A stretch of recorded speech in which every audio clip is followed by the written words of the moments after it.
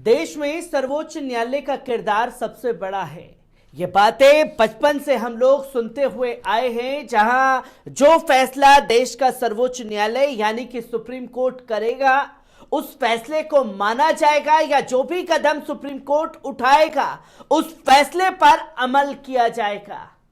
पर बीते कुछ दिनों से सर्वोच्च न्यायालय की गरिमा को खत्म कर देने पर तुली हुई है केंद्र की मोदी सरकार। और केंद्र की मोदी सरकार जो है समय समय पर सुप्रीम कोर्ट के ऊपर तमाम तरीके के बयान देती हुई दिखाई दी है। जहां कॉलेजियम विवाद में अब देश के उपराष्ट्रपति जगदीप धनखड़ जी की भी एंट्री हो गई है और उन्होंने खुद सुप्रीम कोर्ट को फटकार लगाई है।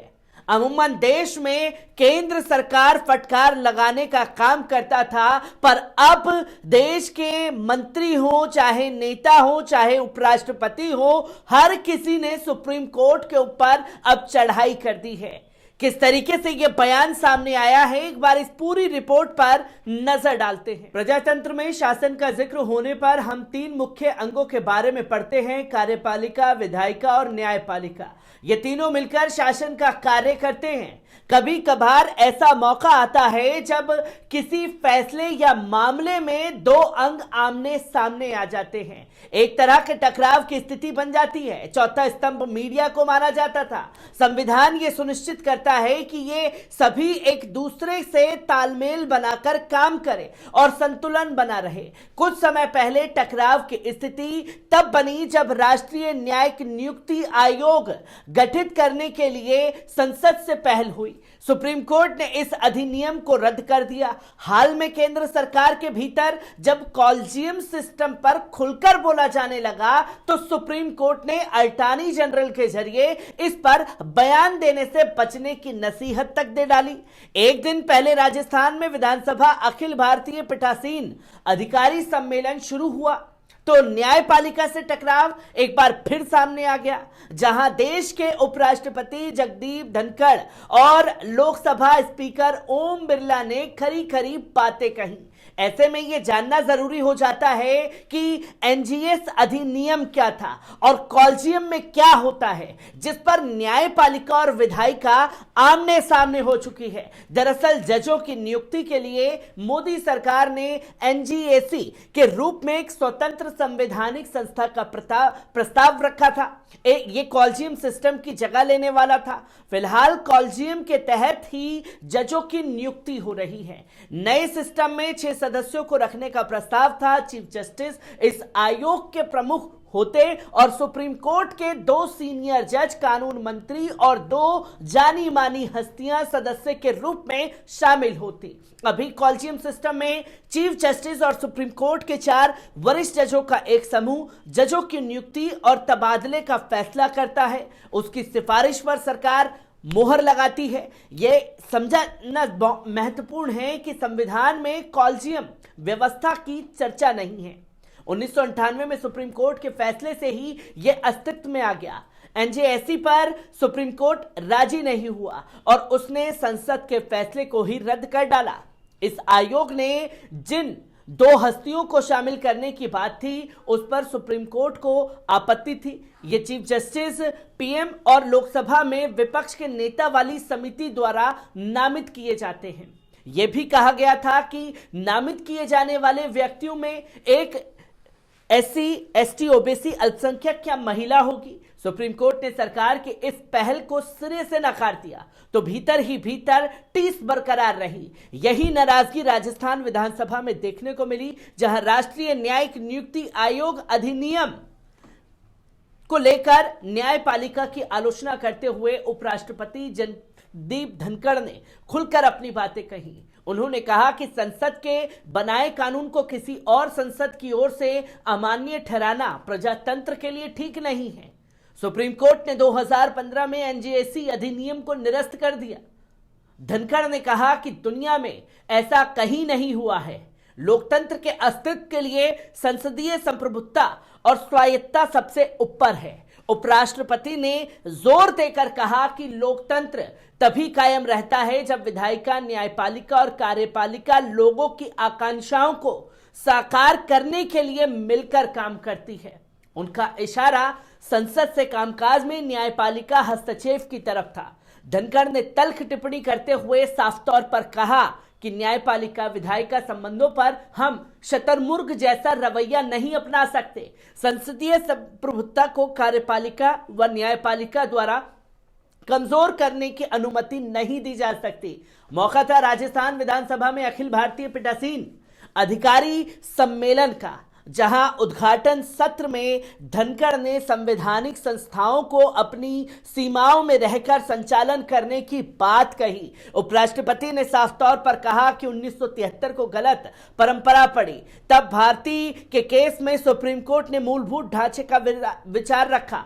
संसद संविधान में संशोधन कर सकती है, लेकिन मूलभूत ढांचे में नहीं। उनका इशारा इस बात की ओर था कि इसका सहारा लेकर न्यायपालिका दखल देती है। उपराष्ट्रपति ने यह बात ऐसे समय में कही है जब न्यायपालिका में उच्च पदों पर नियुक्ति के मुद्दे पर देश भर में बहस चल रही है। सरकार की ओर से मौजूदा कॉलेजियम प्रणाली पर सवाल बार बार उठाए जा रहे हैं, जबकि सुप्रीम कोर्ट इसका बचाव कर रहा है।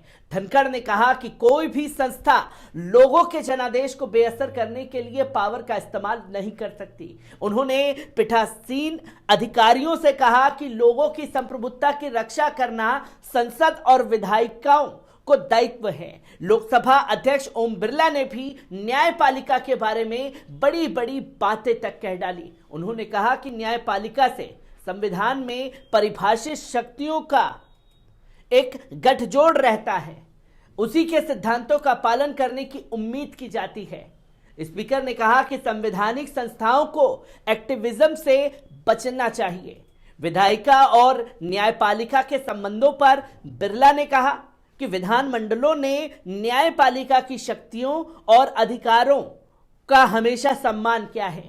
न्यायपालिका से भी उपेक्षा की जाती है कि वे संविधान से मिली शक्तियों का उपयोग करते समय सभी संस्थाओं के बीच शक्तियों को पृथक्करण सिद्धांत का पालन करें। उन्होंने साफ तौर पर कहा कि विधायिका, कार्यपालिका और न्यायपालिका तीनों ही अपने अधिकार संविधान से प्राप्त करते हैं और तीनों के क्षेत्राधिकारों का ध्यान रखते हुए आपसी सामंजस्य, विश्वास और सौहार्द के साथ कार्य करना चाहिए। उन्होंने न्यायपालिका को संवैधानिक मर्यादा के भीतर रहने की सलाह दी।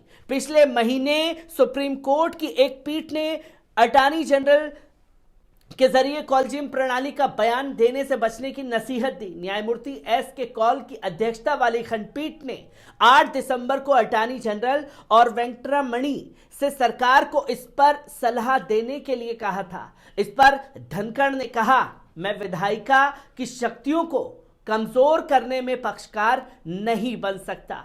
आज के समय में न्यायिक मंचों में एक तरफ और सार्वजनिक तेवर अच्छे नहीं हैं। इन संस्थानों को पता होना चाहिए कि उन्हें कैसा व्यवहार करना चाहिए।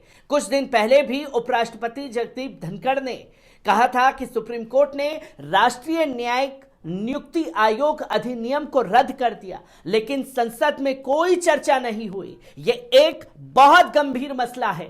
धनखड़ ने तब कहा था कि संसद द्वारा पारित कानून लोगों की इच्छा को दर्शाता है। उसे सुप्रीम कोर्ट ने रद्द कर दिया और दुनिया को ऐसे किसी भी कदम के बारे में कोई जानकारी नहीं है। इस टकराव से साफ है कि ये कुछ वर्चस्व का मामला अब दिखने लगा है। सरकार ने कानून बनाया और सुप्रीम कोर्ट को लगता है कि सरकार ऐसा कर ही नहीं सकती। पहले जजों की नियुक्ति के मुद्दे पर बातें नहीं होती थी, लेकिन मोदी सरकार ने सिस्टम बदलना चाहा जो अदालत को नागवार गुजर रहा है। ये बातें केंद्र सरकार की जो पिट्ठू मीडिया है वो कहती हुई बार बार सुप्रीम कोर्ट के बारे में नजर आ रही है। और आपको दोस्तों अच्छी तरीके से याद होगा कि जब सुप्रीम कोर्ट मुस्लिमों को लेकर के कोई फैसला सुना रहा था, तब यही गोदी मीडिया कह रहा था कि सुप्रीम कोर्ट पर आलोचना करना अच्छी बात नहीं है। जो लोग सुप्रीम कोर्ट की आलोचना कर रहे हैं वो देश के गद्दार हैं। सरकार तानाशाही रवैये से तमाम नियम कानून बनाना चाहती है और सरकार को यह डर है कि अगर कोई जज ऐसे आए जो उनके कारनामों को रोकने की हिम्मत रखते हैं और ऐसा समय समय पर होता रहा है तो तस्वीरें सामने हैं। कि टकराव की स्थिति सुप्रीम कोर्ट और केंद्र सरकार में बन रही है। मैं ऐसी ही खबरों से आपको रूबरू कराता रहूंगा। दीजिए इजाजत, शुक्रिया।